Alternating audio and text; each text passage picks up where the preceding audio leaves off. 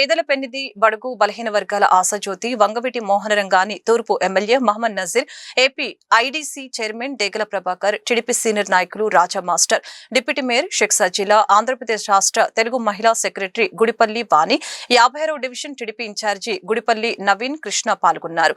గుంటూరు నగరంలోని 56వ డివిజన్ పరిధిలో నెహ్రూ నగర్ బచ్చయ్య తోట 1వ లైన్లో ఉన్న వంగవీటి మోహనరంగ విగ్రహానికి వారు పూలమాలలు వేసి నివాళులర్పించారు. అనంతరం వారు మీడియాతో మాట్లాడారు. అతి సామాన్యమైన కుటుంబంలో పుట్టి అంచెలంచెలుగా ఎదిగిన నాయకుడు వంగవీటి మోహనరంగాని కుల మతాలకు అతీతంగా పేదల అభివృద్ధికి ఆయన ఎనలేని కృషి చేశారని తెలియజేశారు. ఆయన శారీరకంగా మన మధ్య లేకపోయినా ప్రతి పేదవాడి గుండెల్లో చిరస్థాయిగా నిలిచిపోయారని తెలియజేశారు. రాజకీయ చరిత్రలో ప్రతి ఒక్కరు కూడా గుర్తించుకోవాల్సినటువంటి నాయకుడు వంగవీటి మోహనరంగా గారు. అతి సామాన్యమైనటువంటి కుటుంబంలో పుట్టి సామాన్యుల కోసం పోరాటం చేసి ప్రాణాలు అర్పించినటువంటి మహానుభావుడు శ్రీ వంగవీటి మోహనరంగా గారు. రాజకీయాల్లో ఉన్నంతకాలం ఎలా ఉన్నామన్నది కాదు, బ్రతికినంత కాలం ఏ విధంగా బ్రతికామనేది ముఖ్యమైనటువంటి విధంగా అతి కొద్ది రాజకీయ చరిత్రలో పేదల కోసం నిలబడ్డటువంటి నాయకుడు వంగవీటి మోహనరంగా గారు. రాజకీయాల్లో ఉన్నంత కాలం కూడా సామాన్యులకు అండగా నిలిచి ముఖ్యంగా యువతకు ఒక మార్గదర్శకుడిగా ముందుకు సాగినటువంటి రంగా గారిని ఈరోజు రాష్ట్రంలో ప్రతి ఒక్కరు కూడా ముఖ్యంగా కులాలకు అతీతంగా, మతాలకు అతీతంగా, ప్రాంతాలకు అతీతంగా సామాన్యుల కోసం నిలబడేటువంటి శక్తి సామర్థ్యాలు ఉన్నటువంటి నాయకుడిగా వంగవీటి మోహనరంగా గారిని ఒక ఐకాన్గా తీసుకొని ప్రతి ఒక్కరు కూడా ముందుకు సాగాల్సినటువంటి అవసరం ఉంది. ఈరోజు అటువంటి మహానుభావుడి గురించి మనం ఎవరు చెప్పినా చెప్పకపోయినా రాష్ట్రంలో ప్రతి ఒక్క మూలలో కూడా ఈరోజు పెద్ద ఎత్తున ఆయన వర్ధంతిని పురస్కరించుకొని ఆయన ఘనమైనటువంటి నివాళులు అర్పిస్తున్నటువంటి పరిస్థితులు ఉన్నాయి.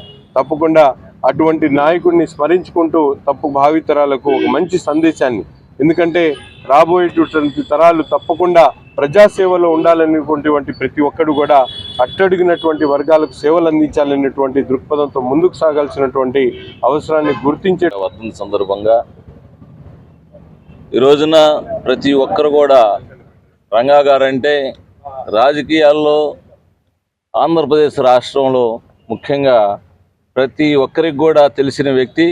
రంగా గారంటేనే ఒక అన్న చెప్పినట్టు వైబ్రేషను. ఈ రోజున బడుగు బలహీన వర్గాల కోసం పోరాడి చనిపోయేదాకా కూడా పేదల పెన్నిధిగా ఉన్నటువంటి రంగా గారిని ఈ రోజున మీ అందరం కూడా 37వ వర్ధంతి సందర్భంగా స్మరించుకోవటం.